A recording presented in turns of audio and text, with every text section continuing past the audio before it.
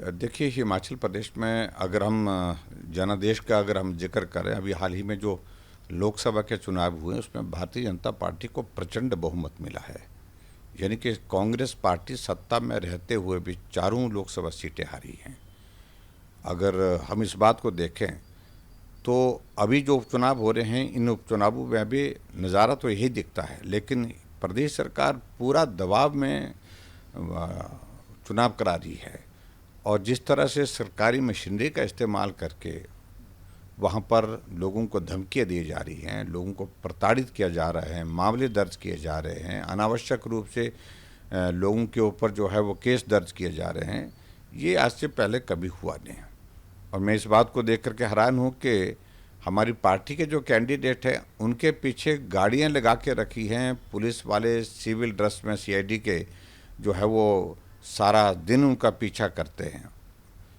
और जब उनसे पूछा गया आज तो बताने की स्थिति में नहीं हो पा रहे हैं।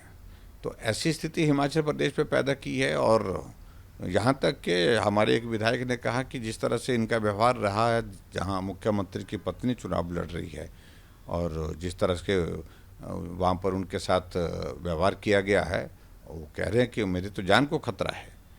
ऐसी स्थिति हिमाचल प्रदेश में बनी है। लेकिन फिर भी मेरा ये मानना है कि हिमाचल प्रदेश में हम तीनों सीटों पर हम जीतेंगे। जहाँ तक आप भ्रष्टाचार की बात कर रहे हैं, भ्रष्टाचार की तो सारी सीमाएं इन 18 महीने के कार्यकाल में कांग्रेस ने तोड़ी हैं। हिमाचल प्रदेश में कम से कम भ्रष्टाचार के मामले को लेकर के बहुत चर्चा नहीं होती थी, लेकिन आज चर्चा हैं। खनन माफिया सक्रिय हुआ पड़ा है, उनको संरक्षण दिया जा रहा है। विशेष तौर से कुछ खास आदमियों को संरक्षण दिया जा रहा है, जो जांच का विषय होना चाहिए। मुख्यमंत्री से जवाब मांगते हैं तो जवाब नहीं मिलता है उस सारी चीज़ का।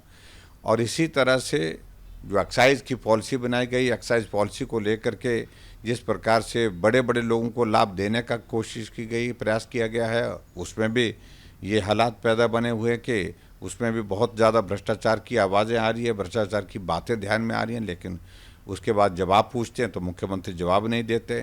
टेंडर की कंडीशंस को पूरा किसी कंपनी या किसी व्यक्ति विशेष को लाभ देने के लिए निर्धारित किया जा रहा है। उनको बार बार चेंज करके किसी कंपनी को लाभ देना, किसी पार्टी को लाभ देना, किसी आदमी को लाभ देना, कि इस तरह से एक नहीं अनेकों आरोप इस वक्त हिमाचल प्रदेश सरकार के ऊपर हैं। और बहुत सारे मामलों को लेकर के मुझे लगता है कि जांच की एक परिस्थिति बनती है। आने वाले समय में जांच होनी चाहिए। यही एक बहुत हैरानी की बात है। मैं पिछले कुछ अरसे से देख रहा हूँ, जब से राहुल गांधी विपक्ष के नेता बने हैं, बहुत उत्साहित हैं। और उत्साहित के साथ में मैं देख रहा हूँ उसके साथ जो उनका जो संतुलन जिसको कह सकते हैं बातचीत करने का, व्यवहार का, वो पहले भी बहुत चर्चा में रहे हैं इन सारी चीज़ों के लिए, तो वो उसके बाद और भी ज़्यादा वो खो चुके हैं, संतुलन ही खो चुके हैं। मणिपुर के संदर्भ में अगर बात कर रहे हैं, मैं तो उनसे यही पूछना चाह रहा हूँ, ये नॉर्थ ईस्ट पूरा का पूरा कांग्रेस की सरकार के दौरान किस प्रकार से जल रहा था, किस तरह से तबाही हुई वहाँ पर, किस तरह से वहाँ पर सैकड़ों लोगों की ज़िंदगी चले गई, उन सारी बातों पर भी सोचने की आवश्यकता है। और आप लोग इस बात का जिक्र कर रहे हैं कि कितने लोगों को वहाँ पर, तमिलनाडु की बात कहें, चाहे हम केरल की बात कहें, जहाँ लोकतांत्रिक दृष्टि से सारी चीज़ें है ही नहीं रह ही नहीं गई है, कितने लोगों की हत्याएं हुई हैं। और उसके बावजूद उस पर उनका कोई जो है वो कहना नहीं होता है। लेकिन जहाँ सिर्फ राजनीतिक दृष्टि से उनको कुछ लाभ दिखता, फ़ायदा दिखता है, वही बात कहते हैं।